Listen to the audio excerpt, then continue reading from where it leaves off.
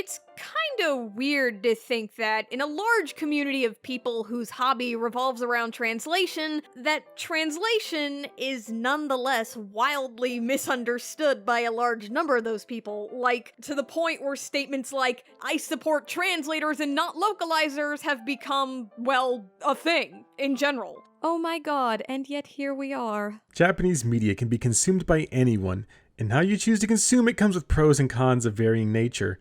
When you watch an anime with subtitles, usually fan subs, it's generally the best way to watch it, as there isn't a big company to oversee and also underpay their staff to do so. However, this may mean some time will have to pass, like maybe a day or so, to get the translations finished, versus something like Crunchyroll, where it's available within the next hour. When asked about what he thinks is the biggest misconception surrounding translation, localization, and censorship, professional translator John Hooper told me that the whole process is just a simple conversion of language A to language B. There's far more involved than just that. Well, that's because they're two different things, localization and translation. You'll bring up definitions at some point, contradict them, and then spout off about them once more, but let's go ahead and establish this right from the start. Translation, which is rendering speech or text from one language to another, is different than localization, which is the process of taking the translation and rendering it to adapt the target language's form and nuance. And as though they were reading each other's minds, which is to say that, and because this problem is in fact that prominent, several other translators told me pretty much the same thing, that there's a lot of people who just don't understand that translation isn't some simple machine process. Machine translation, not exclusive to Japanese, is not accurate. Whenever inputting something from one language to another, some things are lost in translation. No pun intended. Nuances and the like get filtered by machines, and sometimes even people. In the words of an anonymous ADR director that I spoke to, language isn't Legos, and there isn't a one-to-one fit. And that's where this video comes in. There is no language on the face of the earth that will ever be one-to-one, even in the case of US English and the UK English, where fries are chips. I want to help you understand what translation, localization, and censorship actually are, and perhaps more importantly, what they aren't. Let me and some industry professionals tell you all about it. That's who you made this video for, your industry constituents, so you can be invited to the after party. Sorry, I know it's mean and conjecture, but let's really ask ourselves why we need to defend this. You'll see what I mean.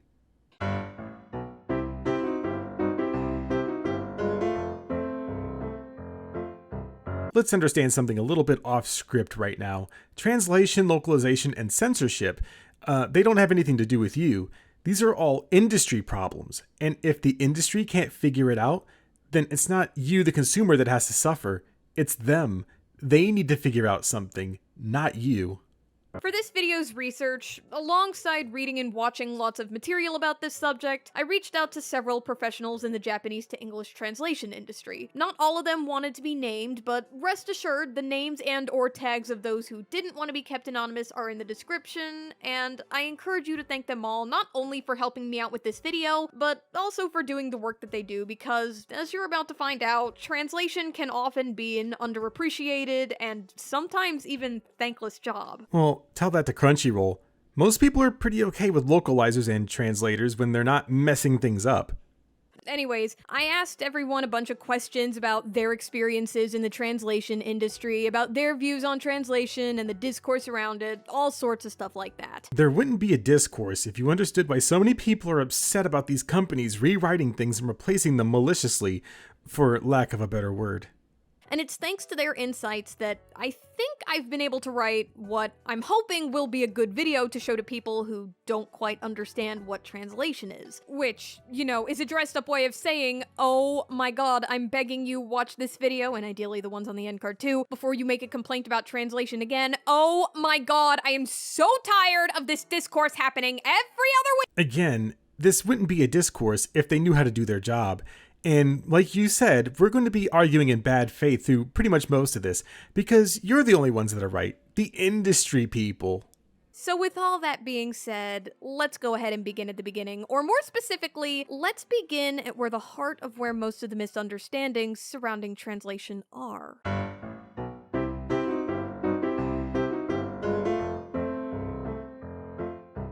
You didn't define the word localization here. You took what random person said. It's right there where it says, for me.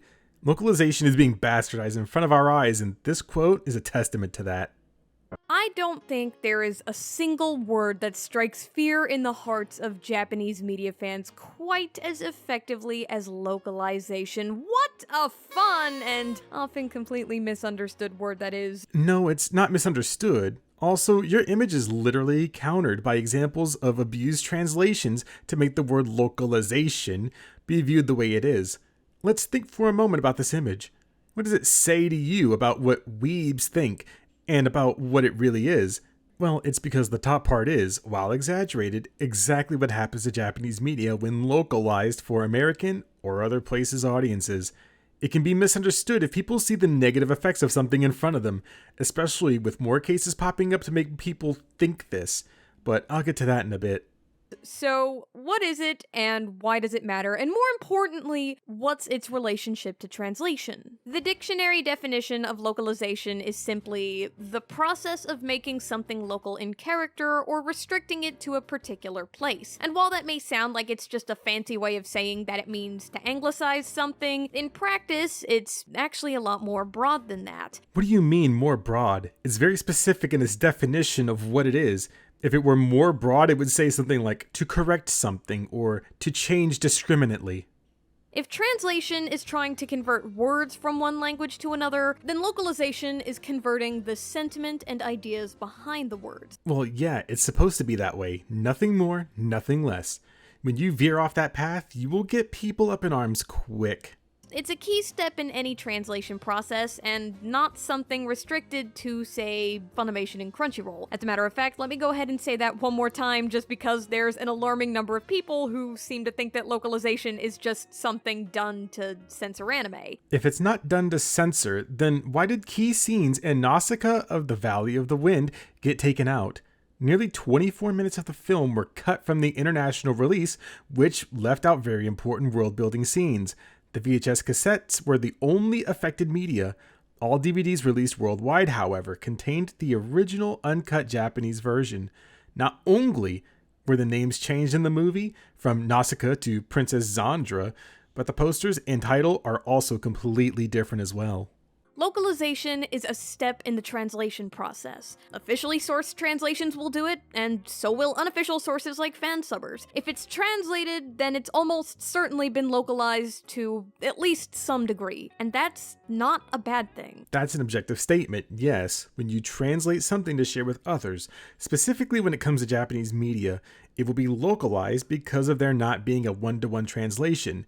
However, it being a bad thing or not, that's completely subjective. Probably the most well-known example I could offer you of how a great localization can do wonders for something is the Yakuza series, whose spectacular localization is at the heart of a lot of its overseas success. It's not only a testament to how important good localization can be, but also about how localization and anglicizing aren't the same thing. It's also— So I guess we skipped over the reason why Yakuza is great with localization.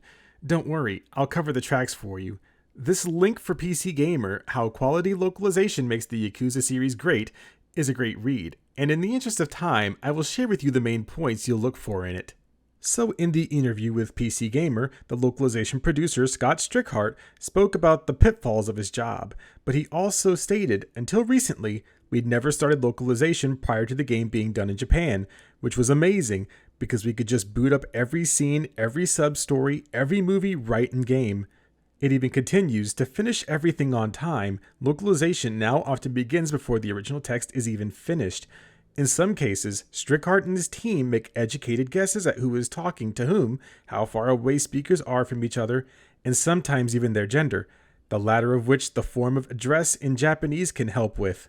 The most important part of this article, though, is where he explains that this game is set in Japan, and I would never want to lose its sense of place and culture at the cost of a little confusion over street food with no one-to-one translation.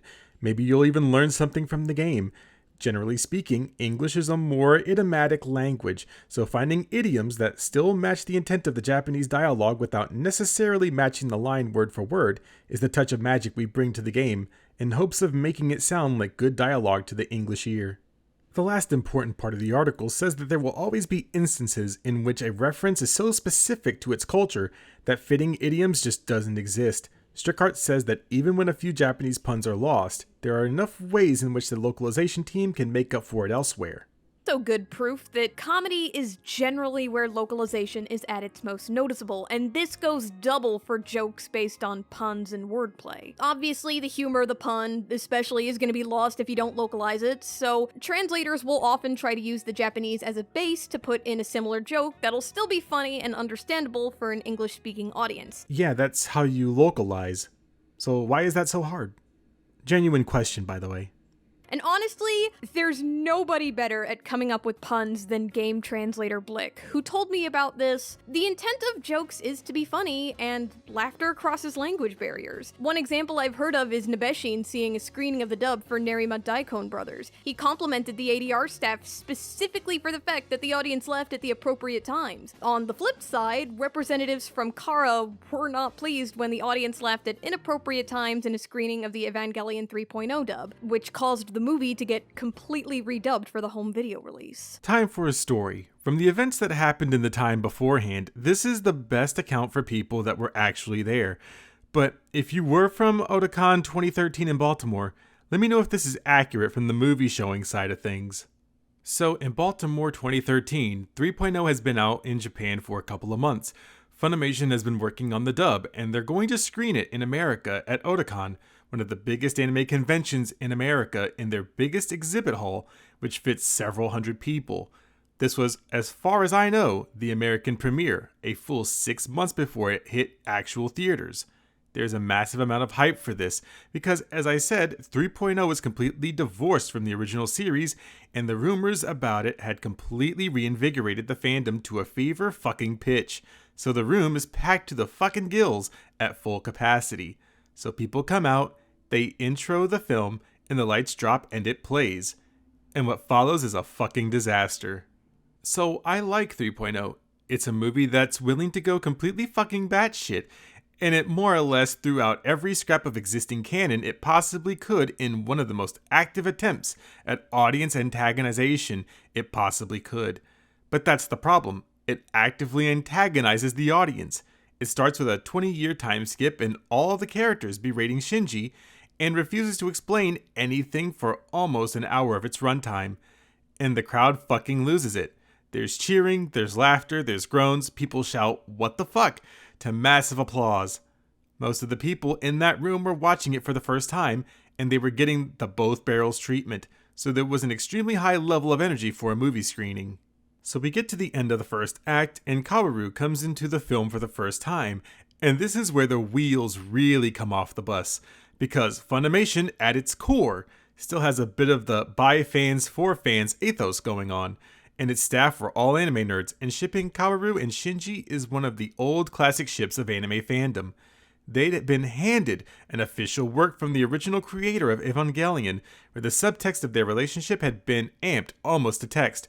So what did they do? They took the localization and pushed it even farther. Every implication and hint is amplified, every joking line is upped to a full double entendre, and every double entendre is upgraded to full-on flirting dialogue. The crowd, being almost 1,000 strong people who were not only big enough nerds to go to a con, but big enough to go to a movie screening at a con, see this and essentially lose their fucking mind. From this point on, you could barely hear the actual movie because people were cracking up at every single line, cheering every action, and just going completely nuts. Just a fucking madhouse of hootin' anime nerds. It continues like that mostly through the end. People cheer, people leave, we all put the movie out of our minds and go get drunk as you do at anime cons. Everything's right with the world, etc., etc. Except it isn't. As the months go by, 3.0 has a slow rollout, leaves theaters, and news slows down.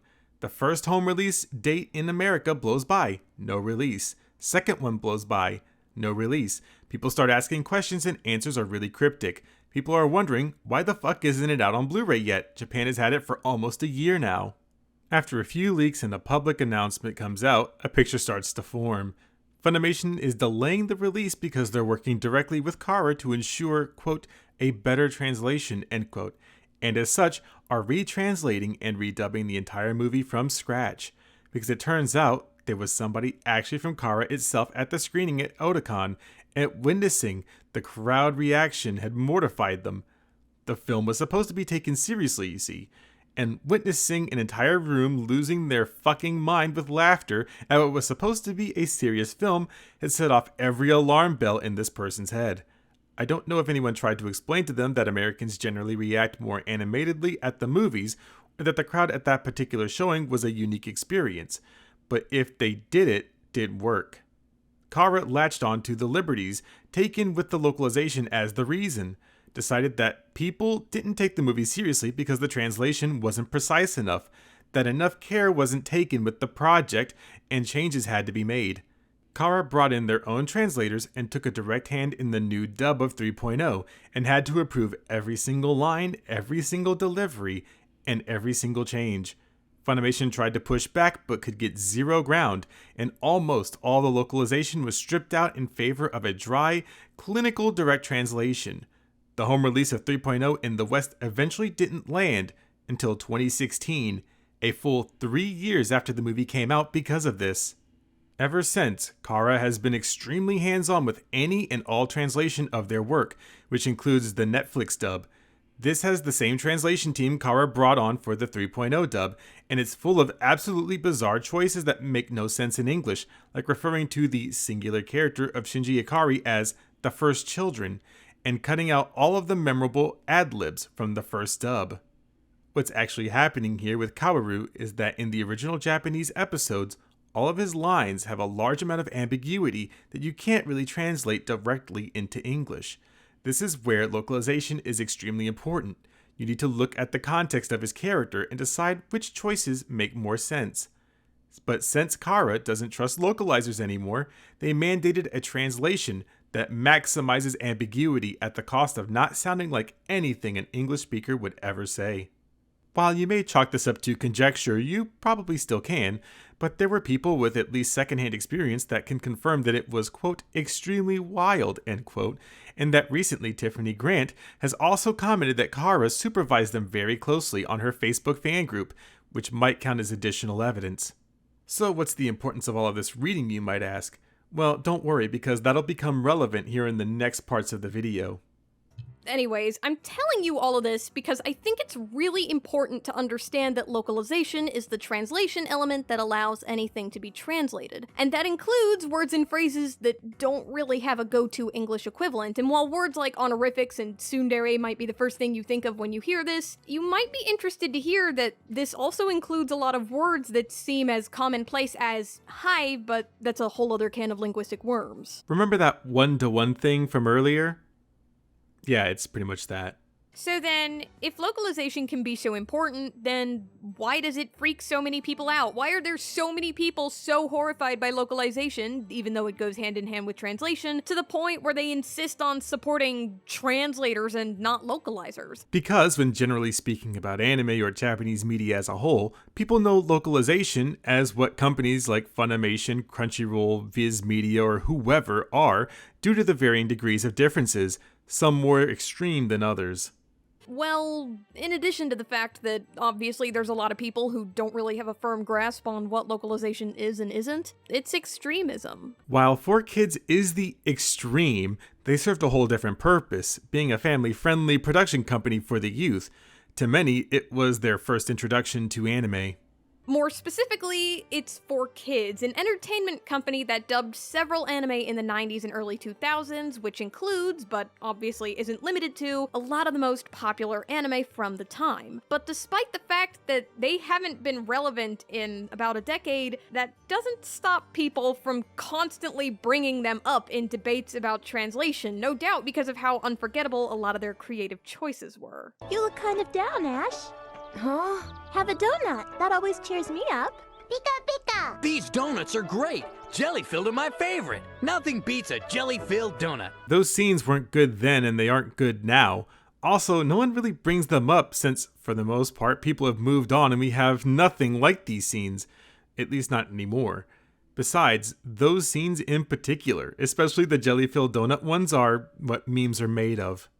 But what a lot of people don't realize is that we remember 4Kids so clearly for the same reason that we shouldn't consider them a typical example of what localization looks like, because they're an extreme case. They're an outlier. 4Kids being an outlier is not a reason to dismiss the localization argument. To be thorough, one must consider the outlier, even if you don't agree with it. 4Kids localized and censored a lot of things, and even with them being the extreme case, you can still see remnants of that very thing to this day. If you forgot, Crunchyroll localized 2 mobile games that came to the market, Danmachi and Princess Connect, both of which had features removed and or text changes. And besides, outliers are still a statistic.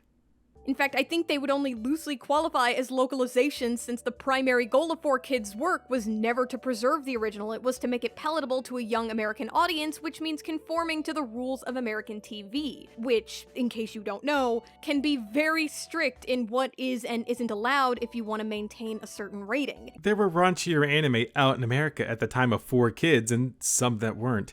It depended on the company. Toonami had a slew of series like Gundam Wing, Sailor Moon, and Dragon Ball Z. ADV Films localized Neon Genesis Evangelion, one of my favorite series, Dirty Pair of Flash, and the classic Azumanga Daioh. Viz Media also had series like Bleach, Naruto, and Inuyasha. Those were all localized, but none of them to the extreme that 4Kids operated in, with the exception of ones like Tenchi Muyo on Toonami at the time. Which, if you remember, you remember. Case in point, you could remove scripts from the equation entirely and 4Kids still has things like this going on. Because I don't know if you know this, but you can't be family friendly with guns being pointed at children. Surprising, I know. There's a nickname for dubs that completely alter their source material like this, and it's hack dubs. And in case it wasn't obvious, yeah, rather than fully localized dubs, the entire 4Kids library is just full of hack dubs. And sadly, there's a whole lot of people out there whose view of localization has been soured by these hack dubs, but you just gotta remember that they're not emblematic of what localization is. Again, hack dubs aren't localization. They're hack dubs. Yes, they are. You even said yourself that every translation is localized to some degree. By your own logic and not me making up a narrative, you proved yourself wrong. Hack dubs aren't even what you describe about One Piece, since the story is still the same fundamentally. Hack dubs, while not having a solid definition, is something that completely alters the show entirely. Those didn't occur in 4Kids dubs. Localization goes hand in hand with translation, and in fact, the two really shouldn't be separated since localization is equally as important. I was going to tell you that I was going to insert a skit here, but I couldn't do it. But essentially, this is the meme of like The Simpsons where it says don't tap the sign because she keeps saying it so many times. Like I said earlier, it's what allows even the untranslatable to be translatable. No, translation is what allows it to be translatable. Are you being serious right now? Self-proclaimed purists may argue that, necessary or not, any changes made from localization still make a translation less authentic than the Japanese, and that they'd opt for a literal translation instead, but, you know, I really don't think you know what you're asking for when you ask for a literal translation, because believe me, you may think that you want one, but I don't think you actually want one. No, we do. In the examples you'll give, the literal translations are perfectly fine as is. In the examples that you're going to give us, of course.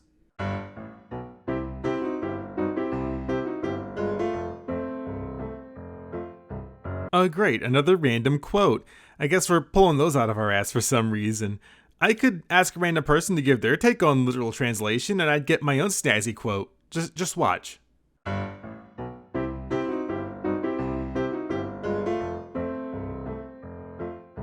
In the same way you can hear someone but not be listening to them, so too can you translate something but not understand it, and that's pretty much exactly what a literal translation is. It is called a literal translation because it is literal, not because it has nuance.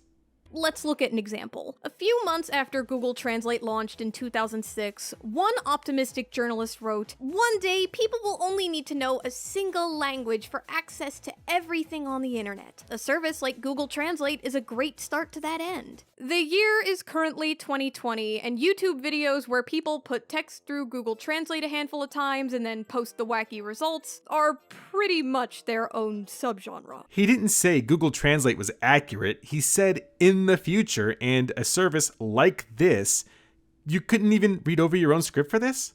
So how is it then that a service that prides itself in its accurate machine learning can mess up so badly and so frequently? After all, shouldn't these accurate machine translations epitomize what it means for a translation to be literal?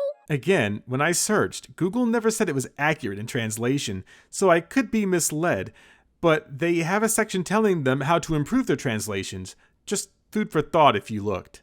Well, actually, that's the problem. That's why the quality of Google Translate continues to be so dubious, because it is making literal translations. The accurate translation still gives the pertinent information in the translation. In fact, you're just making the case for translation versus localization. The base translation that you have in the Google Translate app does show a literal translation, but it also doesn't sound too abnormal, whereas the one from Hapgood that you showed below, well, that's the localization, which doesn't nearly have as much intent behind it. That's to say, it's making translations that don't take into account things like context and characterization, and instead just looking for the most likely one-to-one equivalent. And when certain words can't be found, well, they just leave them as is. In the example you showed of a literal translation, nothing was lost, so either you didn't read what you posted, or you're going for something that doesn't exist. And just so we're clear, this does not mean that a translation is literal just because you see some honorifics or a couple other Japanese words sprinkled around in there. Sometimes translators will leave them in, sometimes they won't. It's a really situational thing that can vary project by project, but we're getting off topic. That topic being that when things are translated literally, finding the closest thing to a one-to-one word equivalent takes priority over things like subtext, emotion, characterization, or any other element that might have contributed to an author's choice of words, effectively just throwing all those elements out the window. When viewers say that they want a literal translation, what they really mean is they want it pretty much close to the original, and that's without any of the added bullshit. So even if the subtext is gone from your localization, that's perfectly fine. But as long as it is tried and true to the absolute Japanese version, people are pretty okay with having a literal translation. Especially when it comes to fiction, word choice can be, and in fact often is, perhaps the most important vessel through which a story is told. If nothing else, it's definitely the one that people notice first and focus on more often. Because when an author is writing a story with descriptors, those can be translated easily. Case in point, the way you interpret a situation when you read that someone dashed versus someone ran, that someone smiled versus beamed. Context can generally help someone decide between using words that are dynamic versus formal versus casual versus whatever else, but translating words literally just won't do that, because literal translations, by their very nature, are devoid of things like context and characterization. Yes, because it's literal. Is this really that hard to understand? And that lack of context is frequently going to end up being especially crucial, because Japanese is a language that relies pretty heavily on context. In short, literal translations leave you with only words, and not necessarily the ideas behind the words. At best, they'll leave you with a really awkward and dry sentence, but even that's pretty optimistic. To get off topic a bit, you got onto this because people would rather have literal translations than people messing with the medium, so you're arguing for people to just deal with it and advising them with bad faith in this argument to show that in these extreme cases that you don't want something versus the alternative. There's a lot of irony at work when people claim that they prefer so-called literal translations because they feel it preserves the author's intent, because these are the translations that actually bleach out authorial intent the most. That scene in the literal translation was fine, and I got everything he was saying. Maybe you should pick better examples. Obviously, jokes and puns and such are where this is the most obvious, but you don't even need to use them as examples to get this point across, since even regular sentences just sound like a mess when you use literal wording, to say nothing of the fact that they don't tell you anything about who's saying them and why, which can elevate some scenes and characters tremendously. There's a fantastic example of this in Sarah Moon's The Case for Localization video, and I'm gonna leave this video on the end card and a link to it in the description, because I would definitely recommend giving the full video a watch. So we're doing that thing where we have to watch someone else's opinion about something? Why can't you do it? This video of yours is like 30 minutes long. Anyways, in the meantime, here's Sarah's example of this in action. ああ、いいな。セーラー V ちゃんなんてさ、テストも関係ないし、悪者退治なんてスカッとしそうだし。それに比べて私は。ああ、いいな。セーラー V ちゃんなんてさ、テストも関係ないし、悪者退治なんてスカッとしそうだし。それに比べて私は。 The first one still works. All you did was add more words. The cherry on top of the you don't actually want a literal translation sundae is that even if a translator and their editor decided to just say screw it and use a literal translation anyways, they still might not be able to because the medium they're translating in just might not let one fit. Different mediums of translation come with their own challenges that'll often require translators, editors, and ADR directors to get a little bit creative, you know? In manga, for example, you have a very finite space for fitting the words, and dubbing requires syllables and mouth flaps to be matched. Just to make sure we're clear though, this doesn't mean that mediums that have less limitations like subbed anime and even visual novels to a lesser extent are more likely to be more literal, because they're not. Spoiler alert, they're all fully localized too. So we're comparing all of those things now? I thought we were focusing on anime, but since you insist on going on this whole stretch, let's take a look at them. Finite space in manga isn't as big as an issue as you think. In typesetting, words by and large are translated almost literally and in perfect spaces. You can see more right here. In the case of anime mouth movements, those aren't the case either. I'll give the example soon as you'll skip over it and not really mention it. And also, you probably, intentionally or not, slipped over why the visual novels suffer from the same thing, but were quick to tell me about the other two. And you know, this is all to say nothing of the fact that sometimes Japanese rights holders will make specific requests for how certain elements are treated. And while this is generally stuff like how characters' names get spelled or what the title is, it can still be anything. And since these rights holders, well, hold the rights, their requests are treated like the word of God. As they should. If the company you're doing the work for does do something to mess it up, you lose the license. And since a lot of companies like Funimation don't want to lose the license, they will bend backwards and do a flip to keep it. So, in conclusion, not only are literal translations the weakest kind of translations, but also, because they're intentionally devoid of localization, it can be extremely difficult, if not impossible, to get them to even fit within the medium of whatever's being translated. You literally added more words to your localization to make an example. In short, they're a bad idea on all fronts. Okay, so at this point we've talked about translation and why you don't actually want literal ones. We've talked about localization and how it's not actually as scary as most people think, meaning that, at long last, it's time to talk about... Well, before we get into that part, we're gonna have to take a good old break, because we're gonna have to split this up into parts, otherwise it's gonna go on for far too long. So if you stuck in there, then I'm glad. But don't worry, part 2 will be out very soon.